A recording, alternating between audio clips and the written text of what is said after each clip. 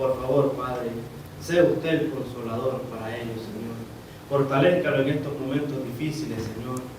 A nuestra hermana Isabel, Señor, a nuestra hermana Mari, a la familia de nuestro hermano Julián, Señor.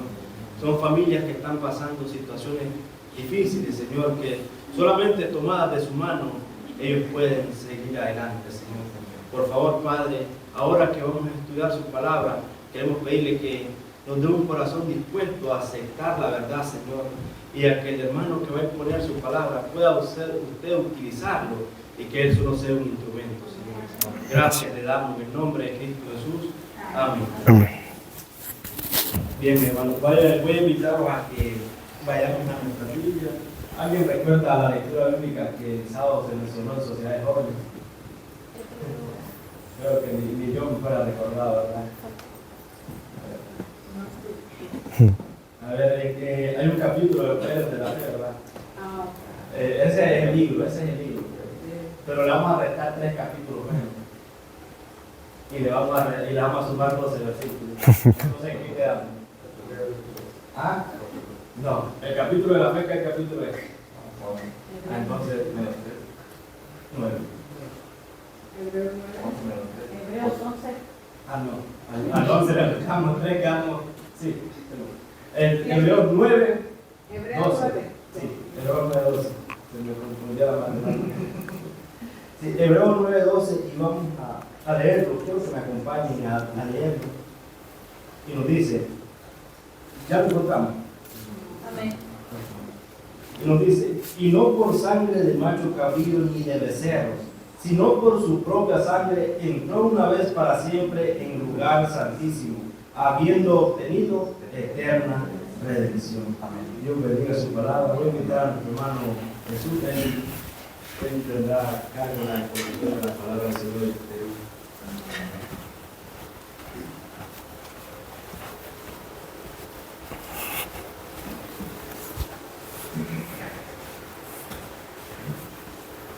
Gracias, hermano Eugenio. Muy buenas noches.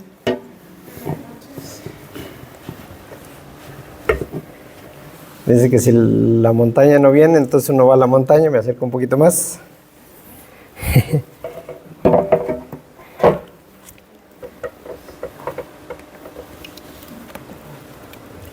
Bueno, en lo que esto se abre, vamos a...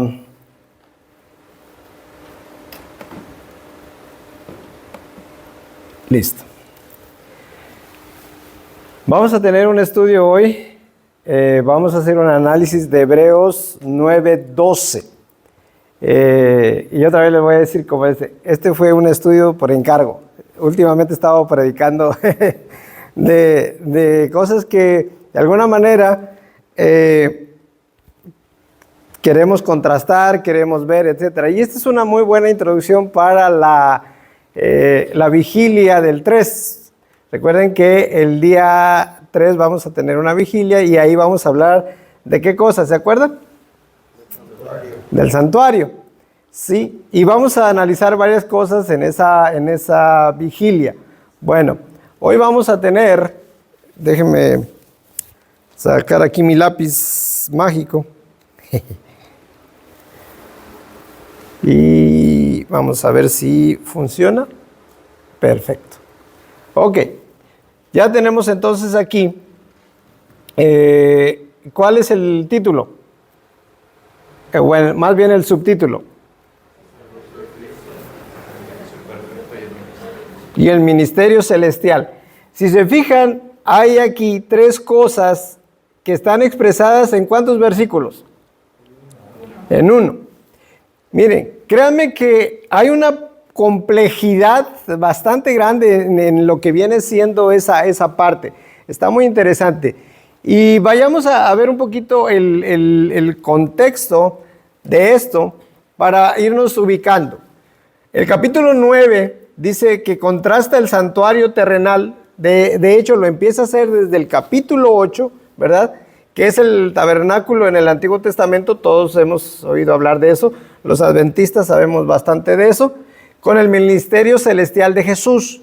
Es decir, lo que hace Hebreos, por eso así se llama la carta a los Hebreos, porque es, bueno, muchos dicen que no saben, yo digo que es Pablo, y para mí es Pablo, el que dice que está escribiendo, y le está escribiendo a los hebreos para explicarles que toda la doctrina que tienen ellos, que tiene que ver con el santuario, tiene un cumplimiento ¿en dónde?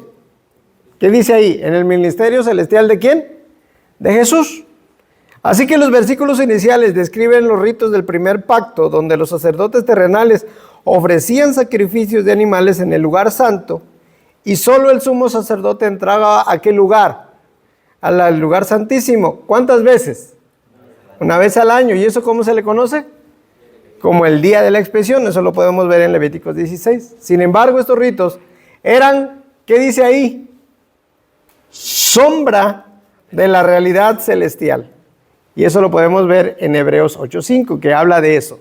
Entonces, si se fijan, el escritor de Hebreos, otra vez que para mí es Pablo, lo que está haciendo es un contraste y empieza a explicar. Y esto es muy bonito, ¿por qué?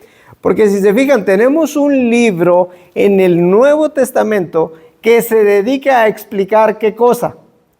El santuario y sus ritos. ¿Qué pasa con la mayoría de los cristianos modernos ahora?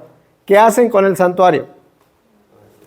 Lo desechan y dicen, no, ya no queremos saber nada del santuario, todo lo del santuario es obsoleto y no tiene sentido.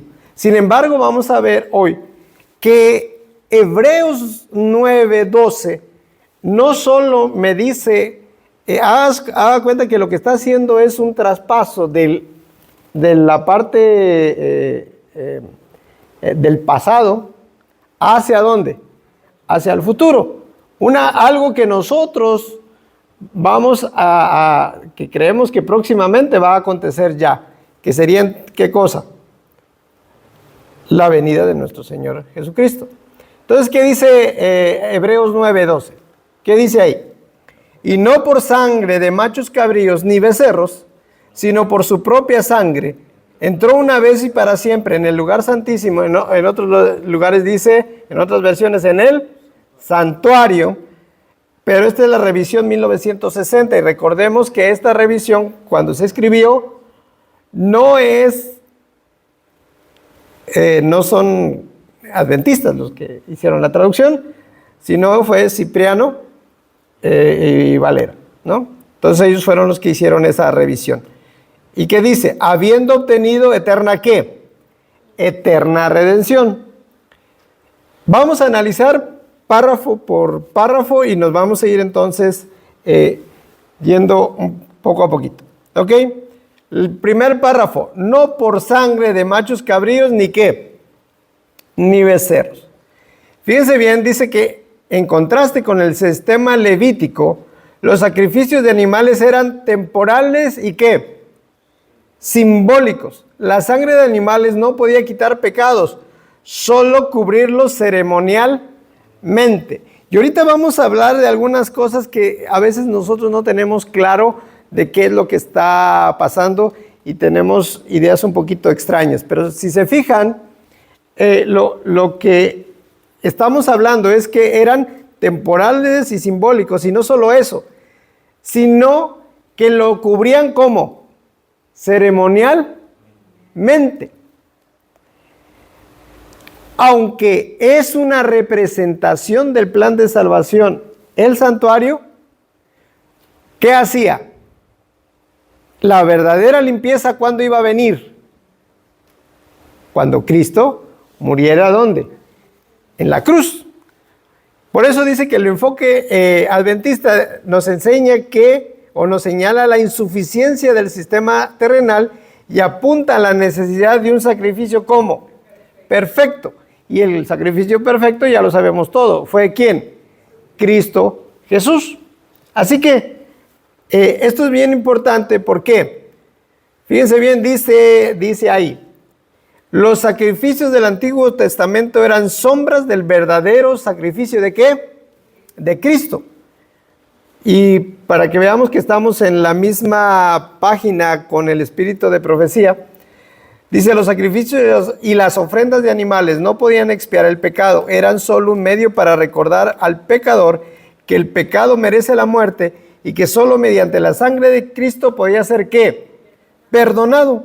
La sangre de los toros y de los machos cabríos no podía quitar el pecado, solo podía señalar hacia el sacrificio futuro ¿de quién? De Cristo. Y miren, aquí entra un elemento y eso se llama fe. ¿Ellos se salvaban por fe?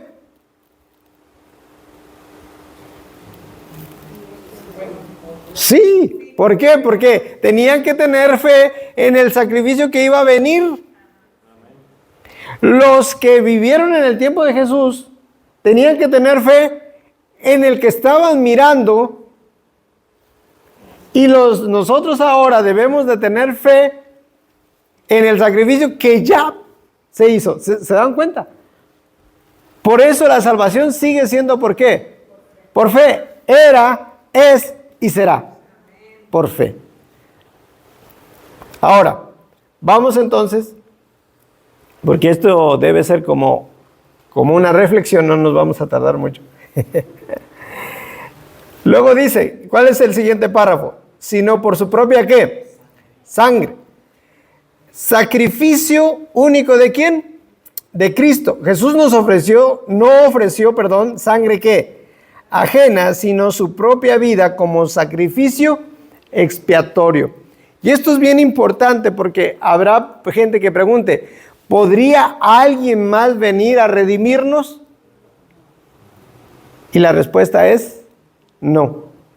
Ni siquiera un ángel del cielo, el más encumbrado, podía venir a redimirnos, porque había que pagar una cuenta que solo Dios podía ¿qué? Pagar.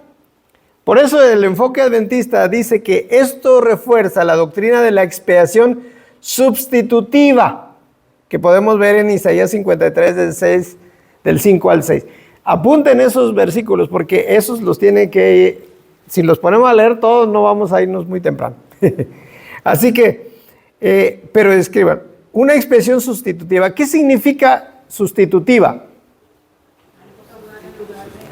Tomar el lugar de, ¿sí? Ahora, fíjense bien importante, lo voy a mencionar rapidito. ¿Por qué los ángeles o los seres de otros mundos que pecaron, Dios les extendió el perdón y no tenía que morir por ellos? Y en cambio nosotros sí.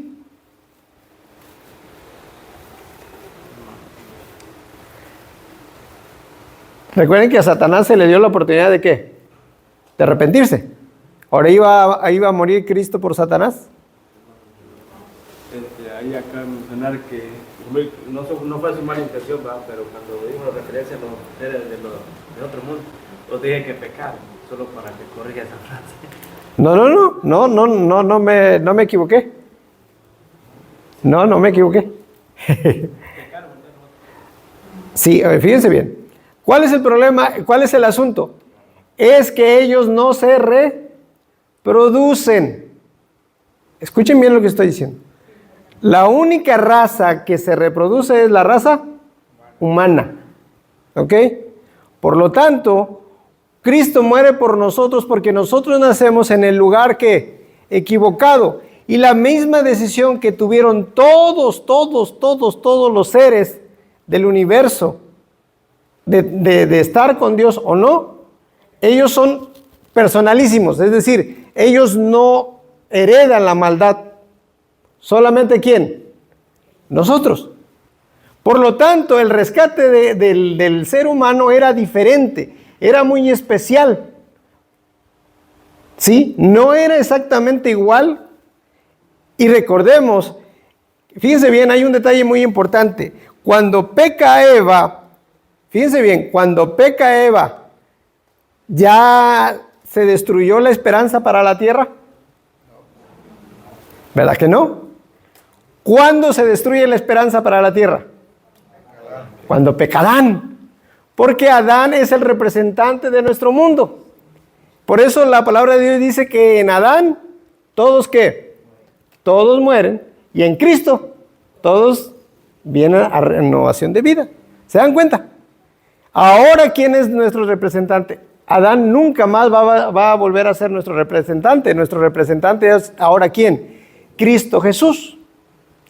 Y por lo tanto, hubo seres de mundos que siguieron a Satanás y hubo ángeles que siguieron a Satanás, pero ellos solamente dan cuenta ¿por qué? Por sí mismos. Por eso es bien importante esta parte de la expiación sustitutiva. Perdón, hermano. Sí, Para sí. no quedarme con la duda, yo he leído que hay seres, los ángeles que pecaban en el cielo, los que se rebelaron, y ellos fueron destituidos de ahí, los mandaron al abismo. Cuando tenga tiempo, ¿dónde podemos encontrar lo que dice usted de los otros mundos? Yo sé que ángeles en el cielo, pero otros mundos no. Ok, se está cuando habla de ángeles, recordemos que cuando habla de ángeles no solo está hablando de qué, no solo está hablando de los ángeles. Recuerden que la palabra ángel significa mensajero, ok. Cualquier ser y específicamente podemos encontrar eso. La hermana Guaya habla de los mundos, no caídos. ¿Y por qué no caen ellos? Porque recuerden, todo se basa en su representante. El representante es el que da cuenta, ¿sí? Por eso Adán, al caer Adán, se arruina todo. Si Adán hubiera confiado en Dios y le hubiera preguntado a Dios, oye, Eva hizo esto, ¿qué se puede hacer? Entonces Dios le hubiera dado la respuesta. ¿Qué respuesta? No sabemos. Eso no lo sabemos, ¿sí? Hay quien dice que Dios le podía haber dado otra mujer, hay dice que podía haber muerto. O sea, hay muchas lucubraciones, pero no lo sabemos realmente, ¿ok? ¿Sí? Entonces, por eso en el ser humano se aplica ¿qué? La expiación ¿qué? Sustitutiva, porque nosotros nacemos, y ahí es donde debemos entender que nosotros no somos pecadores porque pecamos, sino somos pecadores porque nacemos destituidos ¿de quién? De Dios. Nacemos en la rebelión de Adán. Por eso es que nosotros, dice que en Adán todos ¿qué? Pecaron, pero en Cristo todos vienen ¿a qué? A ser restituidos. Así que la sangre de Cristo entonces es el fundamento del ministerio ¿qué? Sacerdotal. Y hermanos, gracias por las preguntas, de verdad, porque eso me gusta, porque está ahí, ¿cómo se llama? Veo que están poniendo atención. Ok, ahora dice, Cristo derramó su propia sangre como sacrificio perfecto y suficiente.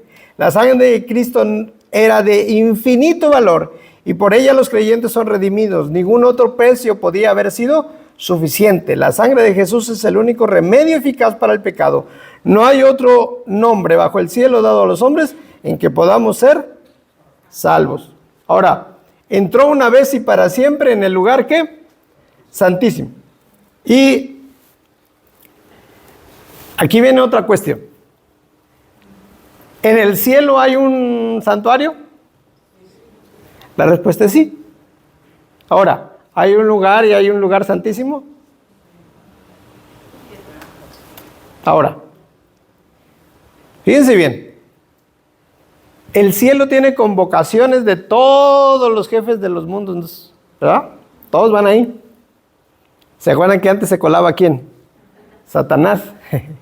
¿Por qué? Porque se hacía representante de este mundo. Llegaba ahí. Bueno.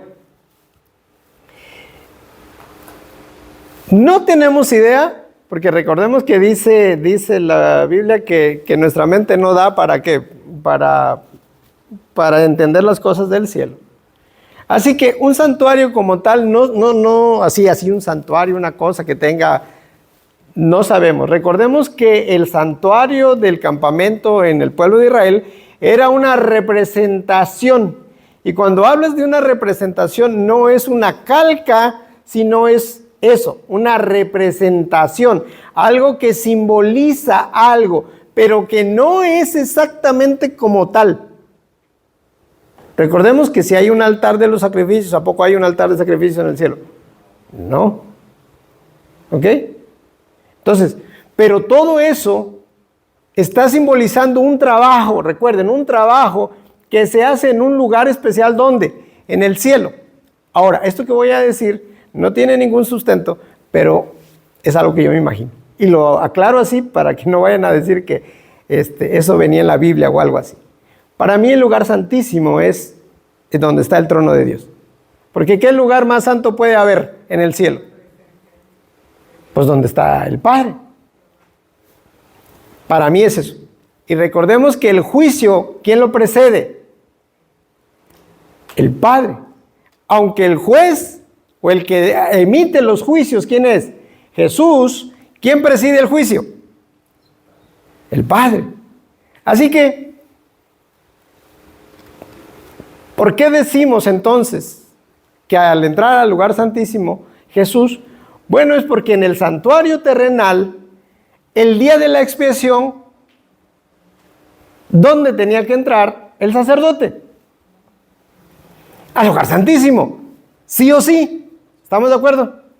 El día de la expiación, el sumo sacerdote y solo el sumo sacerdote podía entrar al lugar ¿qué? Santísimo.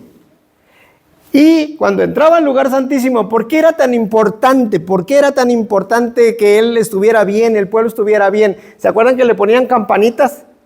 Y luego le amarraban una soga al pie. Porque si caía muerto ahí, primero escuchaban las campanitas, imagínense ese silencio en todo el pueblo. Y moviéndose el sacerdote, sonando las campanitas. Y en el momento que ya no sonaran las campanitas, por lo menos la Biblia no registra ningún caso que yo recuerde, pero luego lo tenían que jalar porque no podían entrar los sacerdotes porque ahí mismo caían ¿qué? Muertos. ¿Por qué era así tan importante? Porque ahí estaba la presencia de ¿quién? Por eso mi definición, o mi creencia, de que el lugar santísimo es donde está ¿qué? El trono de Dios. Pero esa es solo mi creencia. ¿Ok? Por lo tanto, está entrando ¿a qué? Al lugar santísimo. Ahora, fíjense bien. En el enfoque adventista, esto es clave para entender el juicio investigador y el día de ¿qué? La expiación antitípico. Todo eso lo podemos encontrar en Daniel 8:14, Apocalipsis 11:19. Desde 1844, según Daniel 8:9, Cristo comenzó la fase final de su ministerio en el lugar ¿qué? Santísimo celestial, aplicando los beneficios de su sangre para la purificación de los pecados. Ahora, fíjense, esto es bien importante. ¿Qué juicio empezó?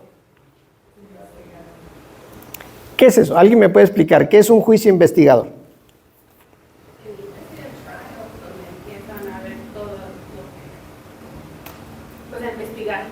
Es el descargo de pruebas, ¿no? Es cuando están analizando todas las pruebas. Ahí ya hay un veredicto hasta que se termina ¿de qué? De ver todas las pruebas. Ahora, fíjense bien. Muchos dicen que en este momento Cristo está intercediendo por nosotros. Y que luego entró al lugar santísimo para interceder ¿por quién? Por nosotros. Ok. Pongan mucha atención porque no quiero que me malinterpreten, ¿ok? Fíjense bien. Yo les pregunto, si Jesús apenas entró en 1844 al lugar santísimo para interceder por nosotros, entonces, ¿qué pasó con los antediluvianos, con los del Antiguo Testamento y los de hasta 1844? ¿Qué pasó con ellos? Si no tenían a alguien que estuviera intercediendo por ellos.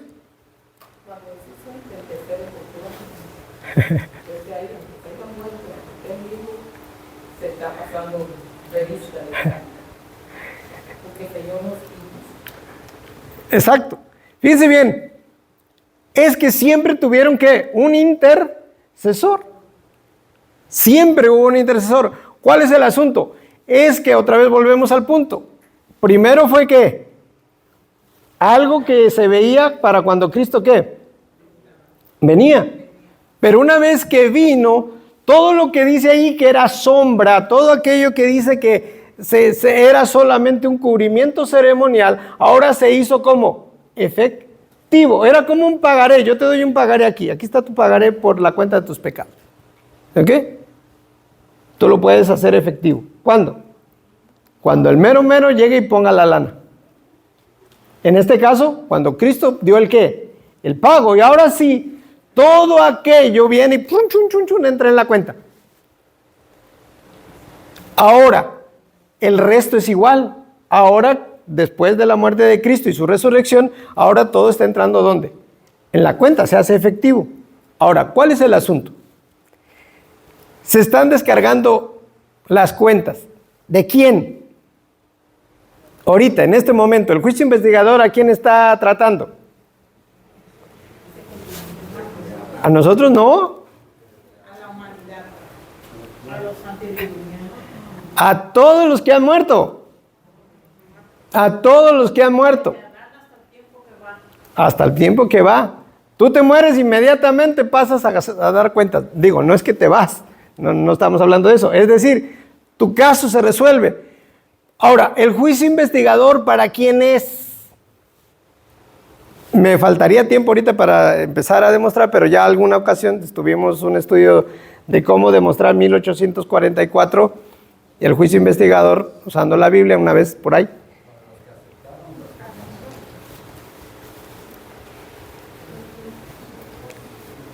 A ver, ¿alguien? Para el pueblo adventista, no para el pueblo de... Sí, hermano. Yo digo que para nosotros, porque nosotros vamos a ser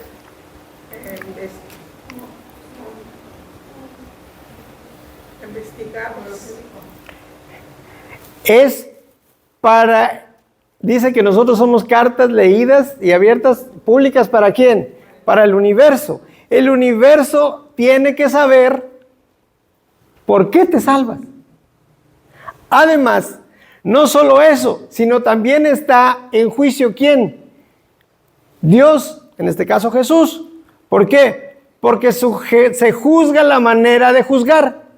Por eso al final todos aceptan que Cristo es el juez ¿qué? Justo. Y que todas las sentencias que se dan son ¿qué? Justas. ¿Estamos entendiendo? El juicio investigador no es para ti ni para mí. Es para el universo. El juicio en el que nosotros intervenimos es cuando vayamos al milenio. Y ahí tendremos la oportunidad de ver, oye, si el hermano que predicaba de Hebreos 9:12 no está ahí, ¿qué pasó? Hermano Jesús, yo tengo una pregunta. Dígame. El juicio investigador exclusivamente es para los adventistas, no para los evangélicos, ¿verdad? No, el juicio investigador es para todos. El juicio investigador es para todos los seres humanos que han estado y habitado este planeta, porque es el que resuelve su caso. Ahora, cuando abren tu libro, aquí hay de dos sopas nada más. Lo abren y aparece ahí, salvo por la sangre de Cristo, automáticamente eres salvo. O, no hombre, te trae aquí una lista, pero... Y entonces Dios te juzga según tus obras. Y Dios va a decir, ¿cómo? A ver, explícame otra vez. Entonces, si acepto a Cristo como mi Salvador personal, ¿no aparece un registro de mis obras ahí? Y la respuesta es no.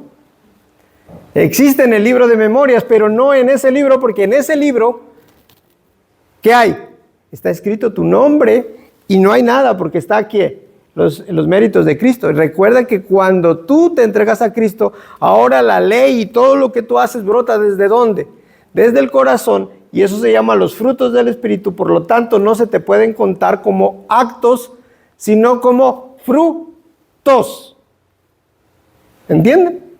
Por eso es bien importante, esto es bien importante, que entendamos entonces que en 1844 empieza el juicio investigador, y es un juicio ¿para qué? Para revisar los casos de cada uno y ver que estos están viendo que son justos las declaraciones que está haciendo ¿quién?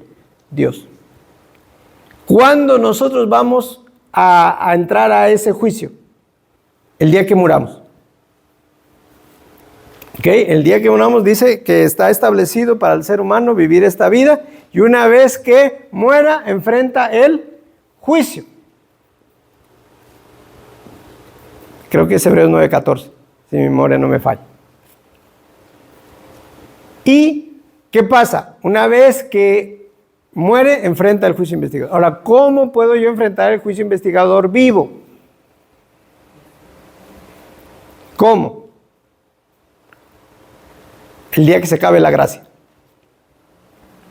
Mientras no se haya acabado la gracia, mi nombre no puede entrar al juicio investigador porque no pueden hacer un recuento parcial. ¿Estamos de acuerdo? ¿Qué tal si yo lo declaro justo aquí al caballero y mañana se le ocurre hacer algo mal? Estoy exagerando, pero por eso cuando Dios se cierra el juicio, el juicio y aparte ya se cierra el tiempo de gracia, Dios sella. ¿Qué hace con los justos? Los malos sigan siendo malos y los justos sigan siendo ¿qué? Justos. Es decir, el carácter de cada uno de nosotros ha quedado ¿cómo? Definido. Bueno, espero no haberlos hecho muchas bolas ahí. Entonces, una vez y para siempre entró en el lugar santísimo, Jesús ascendió al santuario celestial para interceder como nuestro sumo ¿qué? Sacerdote. Y recuerden, esta intercesión no es que yo cometo un pecado y en ese momento en el que yo cometo un pecado, Dios está ahí. No, está trabajando para todo ¿qué? Toda la humanidad y actualmente en el juicio investigador, para resolver todos los casos. Por eso para cuando Cristo venga no hay caso que no se haya ya ¿qué? Resuelto. ¿Listo? Ahora dice, Cristo entró en el cielo mismo, no en un santuario hecho terrenal por manos humanas, sino en la misma presencia de Dios para comparecer ahora por nosotros. ¿Se fijan? En la misma presencia ¿de quién? De Dios. ¿Dónde está Dios? En el lugar santísimo, en su trono. Por eso yo llego a esa conclusión. En 1844 Cristo entró en el segundo compartimento del lugar celestial, el lugar santísimo, para empezar la obra final de expiación. Recuerden, ¿dónde se daba el perdón de los pecados? ¿Dónde empezaba? En el sacrificio.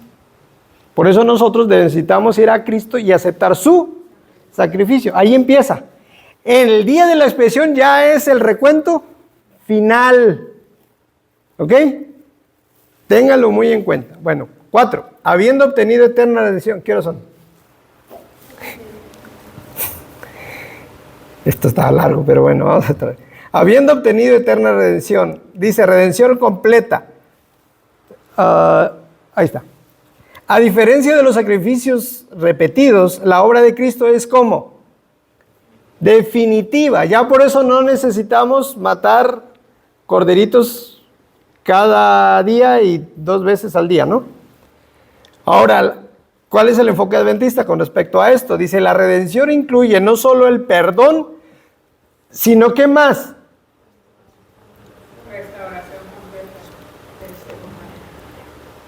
Y esto se consumará ¿cuándo? Y esto es bien importante que entendamos. Cuando Dios nos restaura o cuando Dios nos salva, no nos deja ¿qué? Igual, sino nos transforma. Ahora, ¿cuándo se completa? En teología se le conoce como la glorificación, que es cuando Cristo viene en su segunda ¿qué? Venida y dice que somos transformados en un abrir y cerrar ¿de qué? De ojos. Y los muertos en Cristo resucitan y todos vamos a recibir a Dios ¿a dónde? En el cielo. Ok. Entonces dice ahí, la salvación que Cristo logró es ¿qué? Completa y ¿qué? Eterna. ¿Ok? La salvación que Cristo logró es ¿qué? Completa y eterna. La redención de Cristo obtuvo por nosotros no es temporal, sino eterna. Su sacrificio fue perfecto y suficiente ¿para qué? Para siempre. Fíjense bien, hay algunos hermanos que toman la hostia y el vino y dice que todas las veces se convierte en ¿qué? En verdadera sangre y en el verdadero cuerpo de Cristo. Y eso es como tenerlo que matar ¿qué? Cada día ¿para qué? Es como hacer un sacrificio para que funcione. Y así no es. ¿Para qué puso Dios la Pascua después o el rito de humildad y la Santa Cena? ¿Para qué? Como un recordatorio. No como ¿qué? como un sacrificio diario, puesto que ya no necesitamos sacrificios. Por eso dice que es completo. ¿Ok? La obra de Cristo no necesita ser repetida ni complementada. Su sangre nos limpia de todo pecado y nos garantiza ¿qué? Vida eterna. Así que vamos entonces por las implicaciones. Ya me voy más rapidito todavía. Todos dicen amén. Ok, entonces en cuanto al ministerio de Cristo en el santuario celestial, Hebreos 9:12 confirma que Jesús es nuestro ¿qué? En el cielo, intercediendo ¿por quién? Por nosotros. ¿Ok? Ahora recuerden, esa intercesión no es que está ahí cachando pecados, no, está haciendo una obra y es la obra del juicio ¿qué? Investigador. De tal manera que Él obra justamente y que si tú aceptas su sacrificio en la cruz del Calvario, Él por supuesto te transforma, pues eso se llama la conversión, y entonces ahora no solo eso, sino te ayuda a vivir una vida ¿de qué? De victoria. ¿Ok? Siguiente, la entrada al lugar santísimo simboliza el inicio del juicio pre-advenimiento, es decir, antes de su segunda venida. Dice, nuestro sumo sacerdote está ahora en el lugar santísimo realizando la obra final de juicio y expiación. E insisto, ¿por qué sabemos que está en el lugar santísimo? Porque es en el único lugar donde se puede ¿qué? Hacer el juicio, la obra de expiación. Y así lo presentaba en el pueblo de ¿qué? De Israel. No importa qué versión esté usted leyendo de la Biblia, si nada más dice santuario, dice lugar santísimo, por definición entendemos que es el lugar ¿qué? El lugar santísimo. ¿Listo? Dice, realizando la obra final de juicio y expiación. El día 3 me toca hablar un poquito más de esto. Ahí vamos a hablar un poquito de lo que tiene que ver con los dos últimos corderos, que ahí esto también está simpático. Los dos machos cabrios. Pero bueno, eso es para otra ocasión. Número 2. Fin del sistema sacrificial terrenal. El versículo muestra que el sistema judío quedó ¿qué? Obsoleto. Los adventistas enfatizan que no hay necesidad de sacrificios terrenales y ni de un sacerdocio ¿qué? Humano. Cuando Cristo murió, el velo del templo ¿qué dice? Se rasgó, señalando que el sistema de sacrificios había ¿qué? Terminado. Todo ahora depende ¿de quién? De Cristo. Y recuerden que Cristo es todo, ¿eh? Cristo es nuestro sumo sacerdote, Cristo es nuestro abogado, Cristo es el sacrificio, Cristo es el juez. Cristo es todo. O sea que, y aparte es nuestro representante. Qué palancote. El asunto nada más es que nosotros nos acerquemos confiadamente ¿qué? Al trono de la gracia. Dice seguridad 3. La seguridad entonces de la salvación, la eterna redención asegura que la obra de Cristo es ¿qué? Suficiente. Los creyentes pueden tener confianza en su intercesión.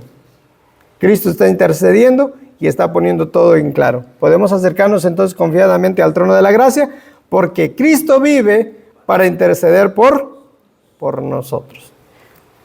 Ya por último, énfasis entonces en la profecía, el lenguaje de una vez y para siempre conecta con el tiempo del fin, donde el ministerio de Cristo culmina con la purificación ¿de qué? Del santuario celestial y la restauración final. Recuerden que también el cielo se está manchando, por decirlo de alguna manera, con todos los pecados, no solo de nosotros, sino todos los que se cometieron desde el mismo Lucifer que empezó a pensar mal, y todo eso hay un registro de eso. ¿Ok? ¿Cuántos libros hay, se acuerdan? El libro de la vida, el libro de la muerte y el libro de memorias. ¿Ok? Bueno, el mensaje de los 3 ángeles nos llama a adorar al Creador y aceptar la obra de Cristo en el santuario celestial antes de su regreso. Entonces, en conclusión, Hebreos 9:12 es un pilar para la comprensión adventista del plan de salvación y muestra, número 1, la superioridad de Cristo sobre el sistema levítico. Número 2, su sacrificio único y su ministerio continuo en el cielo. 3, la esperanza escatológica de su pronto regreso, cuando la redención se complete.